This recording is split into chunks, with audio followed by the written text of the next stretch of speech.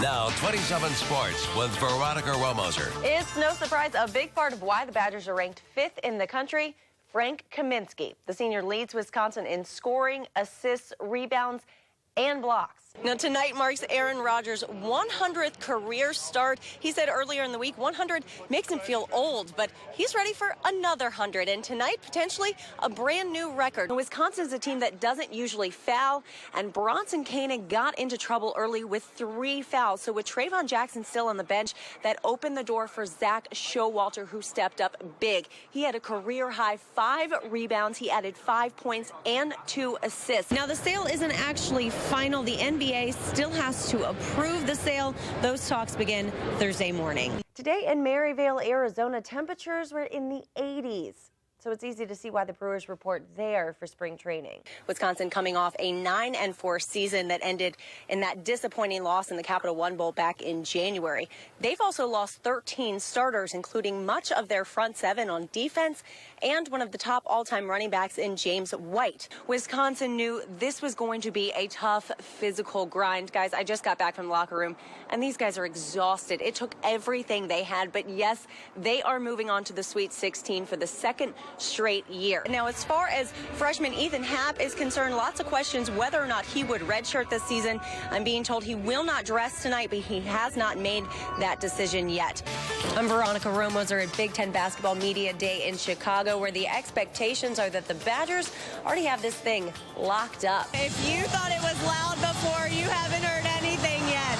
We got another great Division II game for right now. We'll send it back over to you for tip-off. His teammates call him Captain America or Clutch. He's been around so long, he's the team grandpa, The Rock. But it seems like Josh Gotzer has acquired more nicknames than he has career starts at Wisconsin, a record he broke last night against Northwestern. But I would offer up one more title. Iron Man. Well, it wasn't pretty, but the Packers remain unbeaten on this field, 7-0 now at home as they get the win last night over Atlanta. The Badgers are double-digit favorites in this matchup, about 12.5 points over the Ducks. So especially if Decker can duplicate that performance from Friday night, they could easily be making their way out to L.A. next week. All right, Coach, you've had some struggles offensively in the first half. You got Sean McGee with 2 fouls early. What is it about Wisconsin Lutheran that's giving you so much trouble? Yeah, John, if it sounds familiar, that's because it is. You might remember the Badgers and Ducks also met in this round last year in Milwaukee. Oregon had an 8-point lead at halftime, but ultimately the Badgers pulled out an 85-77 win. But that was last year, and this is an entirely different Ducks team. Well, since Aaron Rodgers loves to spell, like, for instance, RELAX, the NFL thought he should add a few more letters to his season's repertoire, like MVP. And tonight will be a matchup of size versus speed, experience versus young. And by that, I mean Joseph Young. He is the heart and soul of this Ducks team, and we'll talk more about what it's going to take for the Badgers to slow him down coming up a little bit later.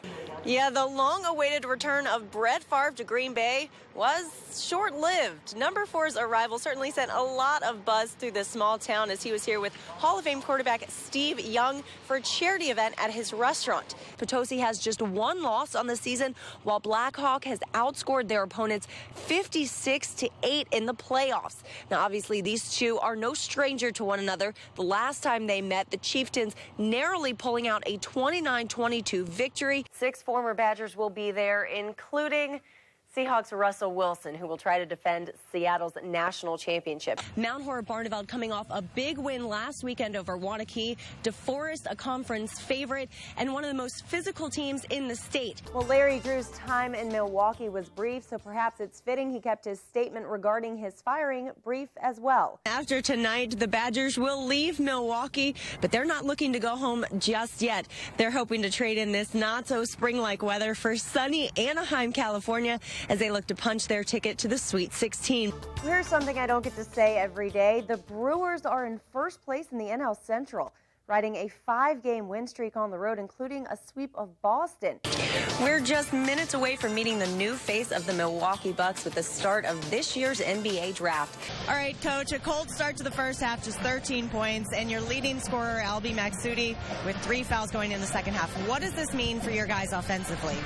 Wisconsin has done pretty well in the round of 64 recently. Under head coach Bo Ryan, they're 9-1, and much of that is due to Ryan's mantra of next. Players say he expects them to look at these tournament games the way they do any other. And next on this court is 16th-seeded Coastal Carolina. The Packers and Falcons take the field on Monday night, two division leaders right now, despite Atlanta's 5-7 record.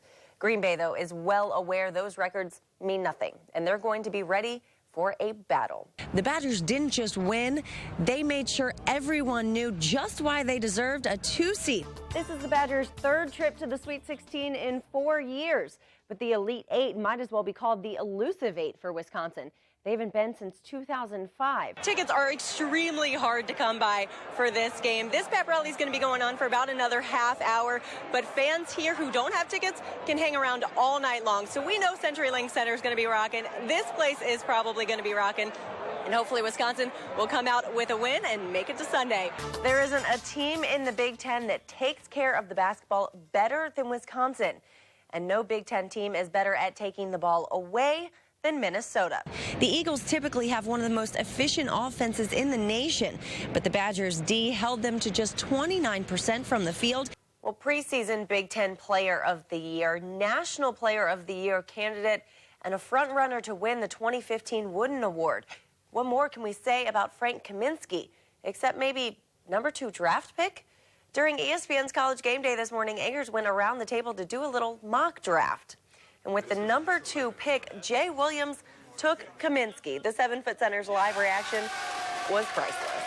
Melting out of his chair as the team cheered behind him. Great honor for Frank the Tank. The puck is about to drop. Guys are going to take the ice. I'm going to get a seat. We'll have more tonight on 27 News at 10. For now, live in Madison, Veronica Rohrmoser, 27 Sports.